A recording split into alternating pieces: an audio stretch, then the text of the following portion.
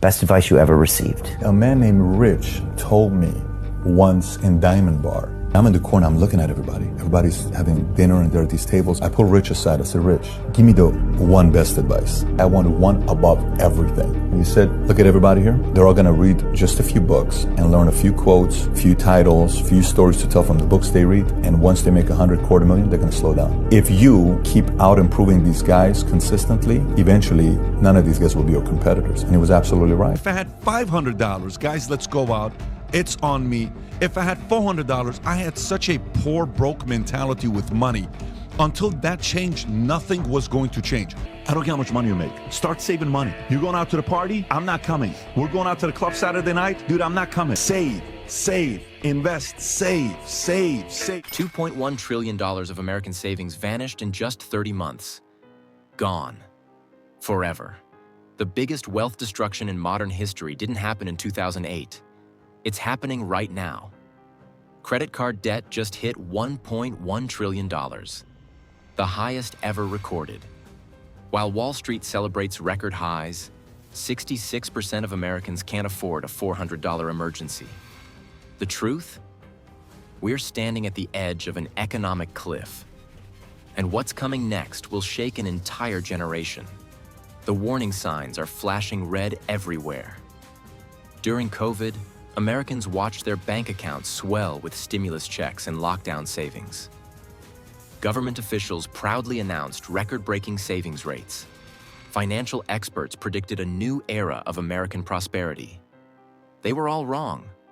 The economic sugar rush from government stimulus has worn off, leaving a financial hangover that could last for decades. Here's what they didn't tell you. Americans are burning through their savings at a staggering rate of $70 billion every single month. That's not a typo. The same people who were bragging about their fat savings accounts are now maxing out credit cards just to survive. The numbers don't lie, and they're painting a terrifying picture of what's coming next. Each month, the average American family is falling $72 billion deeper into the financial abyss. The government quietly admitted they were way off about those 353,000 new jobs they proudly announced. They made this correction at midnight, hoping nobody would notice. But we noticed. And what we found is just the tip of the iceberg. The employment numbers are masking a darker truth. Many of these new jobs are actually second and third jobs that desperate Americans are taking just to make ends meet. Let's talk about what's really happening on Main Street. The average American family isn't just struggling, they're drowning. While savings plummeted from 32% to a pathetic 3.2%, credit card debt exploded from $330 billion to a record-breaking $1.1 trillion. This isn't just bad news, it's catastrophic. The average household is now juggling multiple credit cards, buy now, pay later loans, and mounting bills with no safety net in sight. The American dream has become the American debt trap. Speaking of buy now, pay later, here's a bombshell that Wall Street doesn't want you to know about. 43% of Americans are already behind on their buy now, pay later payments. But here's the truly terrifying part. These loans are creating what experts call phantom debt. Billions in obligations that don't show up on any credit report. It's a shadow financial system that's growing bigger every day. The worst part? This debt isn't even being tracked by credit bureaus, creating a massive blind spot in our financial system. Let's dive deeper into this phantom debt crisis. The BNPL market exploded from $24 billion in 2020 to over $180 billion in 2024. Companies like Klarna, Affirm, and Afterpay aren't just offering simple payment plans anymore. They're creating a parallel banking system without traditional safeguards. Here's the scariest part. 1 in 3 BNPL users have taken out loans from multiple providers simultaneously. They're juggling payments across different platforms, creating a web of debt that's invisible to traditional financial tracking systems. Young Americans are the hardest hit. A shocking 68% of Gen Z BNPL users admit to making purchases they couldn't afford otherwise. The average user now has $1,800 in BNPL debt spread across 8 different loans. But here's where it gets really dark. When they default on these loans, There's often no impact on their credit score. Sounds good, right? Wrong. It's creating a false sense of security and encouraging even more reckless borrowing. The regulatory black hole is mind-blowing. While traditional lenders must report to credit bureaus, BNPL providers operate in a gray zone. They're not technically credit providers, so they don't have to follow the same rules. This loophole has created a $600 billion shadow debt market that's completely off the radar of federal regulators. When this bubble bursts, and it will burst, the impact will make the 2008 credit crisis look like a warm-up act. Remember 2008? When the housing market crashed and took the entire economy with it? Well, hold on to your seats, because seriously, underwater mortgages are rising again.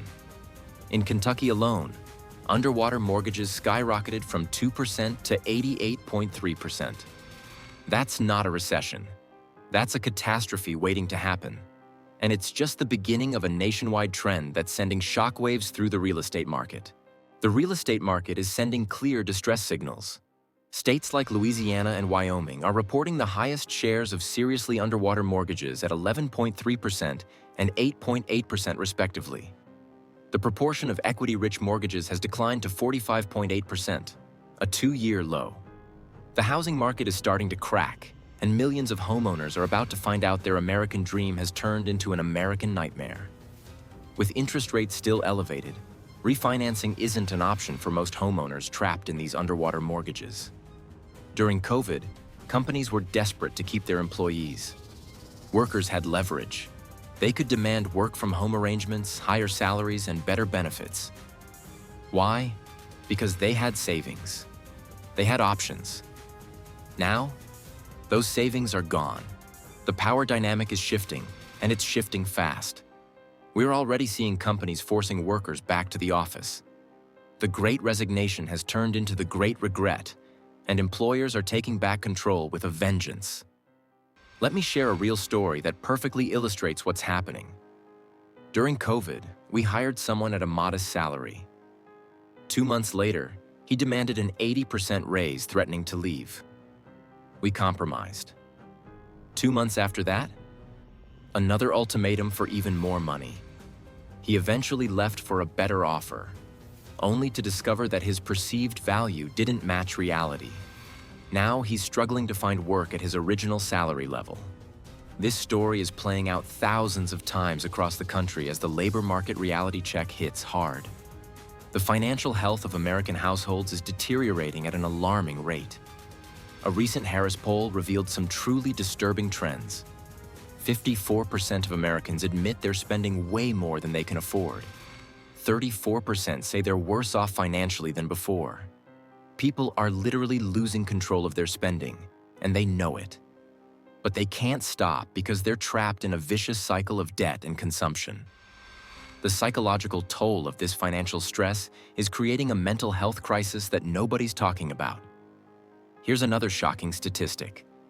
41% of millennials are suffering from what experts call money dysmorphia, a complete disconnect between their actual financial well-being and their perceived wealth. They're living Instagram lifestyles on TikTok budgets, and the reality check is going to be brutal. Social media has created a generation of Americans who feel pressured to live beyond their means, fueling a debt crisis that's spiraling out of control.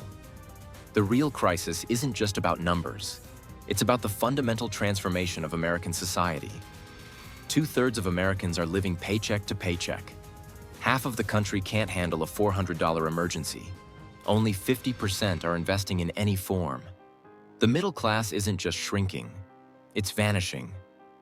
We're witnessing the creation of a new feudal system where the majority of Americans will be permanent renters, forever in debt to the financial elite. The warning signs are everywhere. Multiple job holders are at record levels, with many Americans working 60 to 80 hours per week just to stay afloat. Credit card delinquencies are soaring past pre-pandemic levels. Auto loan defaults are climbing, with repossessions becoming increasingly common. Student loan payments are resuming with devastating effects, forcing millions to choose between paying their education debt or their rent. This isn't just a recession brewing. It's a perfect storm of financial destruction. Think about this. During the 2008 financial crisis, Americans at least had some savings to fall back on. Today, those savings are gone.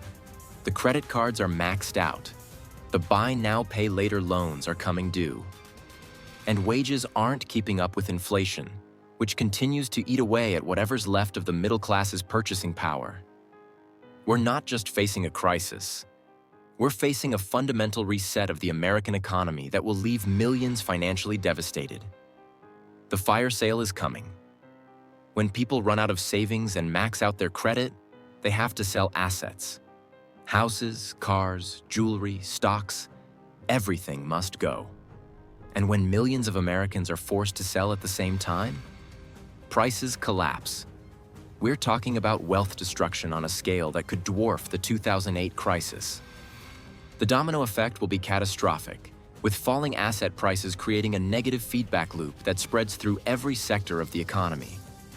The choices we make in the next few months will determine whether we survive this crisis or get crushed by it. The signs are clear. The data is undeniable. The countdown has started. The only question is, are you prepared for what's coming? This isn't just another market correction or temporary downturn. It's the beginning of a generational shift in American prosperity. Like and subscribe to stay ahead of the economic tsunami that's about to hit. Ring that notification bell because our next video will reveal the exact strategies you need to protect yourself and your family from this crisis. Knowledge isn't just power, it's survival. And in times like these, survival belongs to the prepared. See you in the next video.